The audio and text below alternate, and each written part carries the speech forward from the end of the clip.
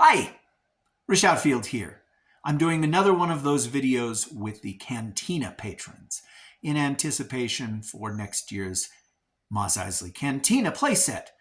And I realize this is not the best place for me to be filming, but I was outside and the wind started to blow so hard that I knew that it would ruin the sound. And so I came inside, and now it seems to be calm.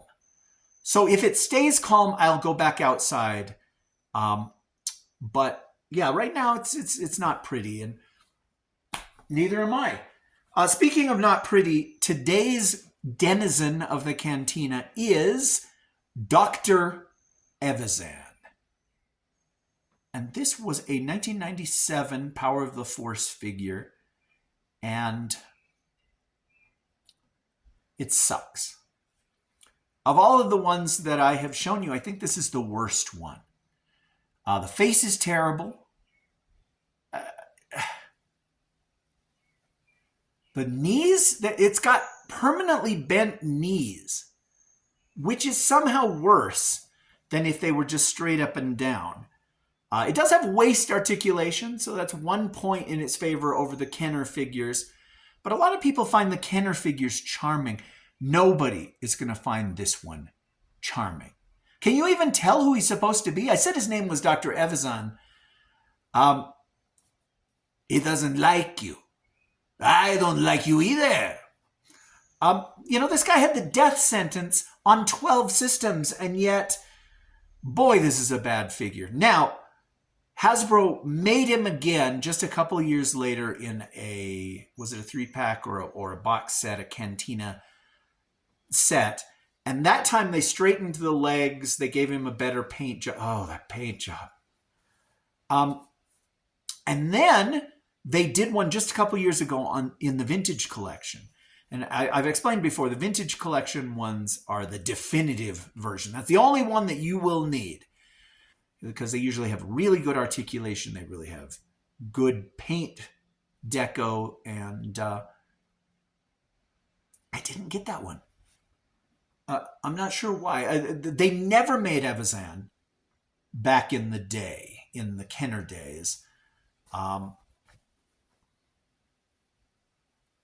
can't say why. They never made a Tarkin either. But something that I keep doing is I will look on eBay to see how well they're selling in case you need to get one. And if you look at that very top one, best offer $5 or less, and they took the best offer. So it went for less than $5, but $4.55 shipping. Then right below it, look at that. That is the later version with the straightened legs. And it looks like the same arms, but a much better head. $19.99 free shipping. Under there, you've got the same one as me, $6.99 plus $4.50 shipping. And yet, it's the Vintage Collection one that everybody wants because it's just so much better. If you have to have a Dr. Evazan, and you do, like, he's one of, 3 characters that has lines in the Cantina, Greedo being the most important, followed by Evazan, followed by Wooher, who says, no blasters and droids, we don't serve their kind. Hasbro would be crazy not to reissue the Evazan and Walrus Man or Ponda Baba figures from just a little while ago. Maybe do it in a 4-pack with a new figure or 2 new figures, or one of the characters from the HasLab on a new card and a new figure. I mean, I would love to have new figures. There are Cantina aliens that have never been done as figures. But a lot of them are really uninspired, unmemorable. And that's not fair to say.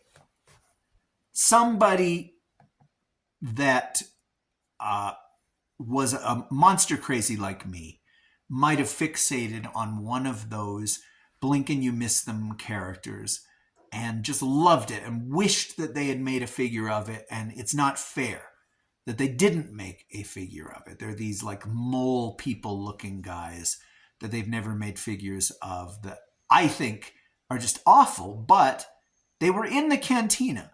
Somebody was in those masks and suits. If they made figures of them, I would buy them. And I feel like I've been talking too long.